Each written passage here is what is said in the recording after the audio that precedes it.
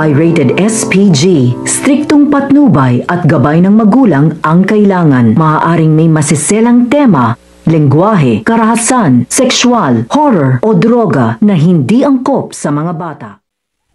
Nang nalaman nga nito ni Rigor na ang mga gerero ang nanalo dito sa eleksyon, ay agad niya kinausap ito si Santino upang paalisin na nga at ibalik itong si Erica sa kanyang pamilyang gerero dahil nga nalalapit nga sa kapahamakan itong buhay ni Santino dahil nga itinakas nga lang niya itong si Erica sa mga gerero.